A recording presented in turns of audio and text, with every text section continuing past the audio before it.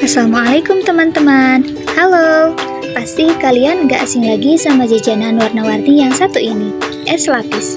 Selain rasanya yang manis dan segar, ternyata di balik proses pembuatannya ada banyak banget konsep fisika yang menarik untuk kita pelajari loh.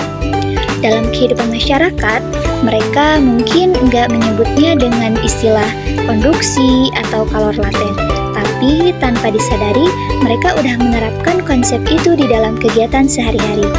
Nah, di video ini kita bakal lihat proses pembuatan es lapis sambil kita kaitkan dengan pemahaman masyarakat dan konsep fisika di baliknya. Bahan-bahan yang kita perlukan diantaranya ada aci kawung, ada gula, ada santan, ada pewarna makanan, dan juga garam. Nah, langkah pertama yang harus kita lakukan untuk membuat es ini adalah memanaskan air hingga mendidih. Untuk masyarakat, tanda air mendidih itu terlihat dari munculnya gelembung besar dan asap.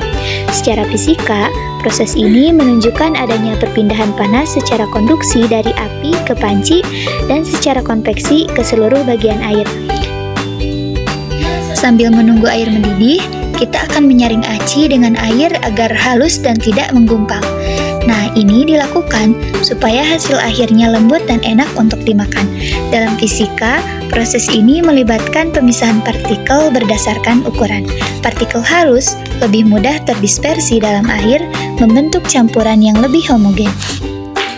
Setelah air mendidih, masukkan santan, gula, dan sedikit garam sambil diaduk perlahan, lalu adonan yang sudah disaring dimasukkan ke dalam air. Proses ini memperlihatkan bagaimana panas mempercepat perlutan gula dan membuat molekul bergerak lebih cepat sehingga campuran menjadi lebih merata.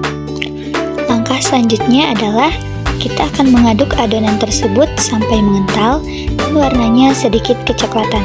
Nah, jika warnanya sudah kecoklatan, ini berarti adonan sudah matang. Sementara, secara fisika, pengadukan ini membantu pemerataan panas dan mencegah bagian bawah terbakar. Proses ini juga meningkatkan viskositas karena ikatan molekul semakin kuat saat suhu tinggi. Setelah adonan matang, dibagi menjadi beberapa bagian dan diberi warna. Lalu dituang perlahan ke wadah secara berlapis. Masyarakat biasanya tahu kalau tuangannya terlalu panas, warnanya bisa tercampur.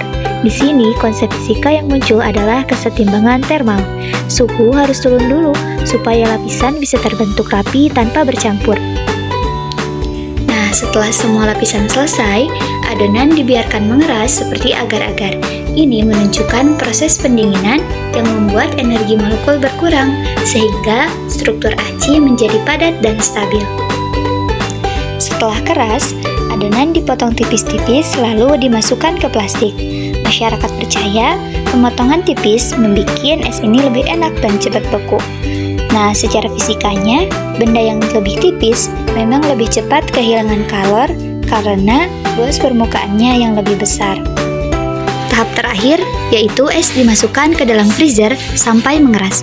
Di sini terjadi perubahan wujud dari cair ke padat atau yang disebut dengan pembekuan. Proses ini melibatkan pelepasan kalor laten, di mana molekul air kehilangan energi hingga membentuk kristal es. Nah, setelah adonan membeku, maka es pun akan siap untuk dinikmati. Sekian video dari pembuatan es ini. Wassalamualaikum warahmatullahi wabarakatuh.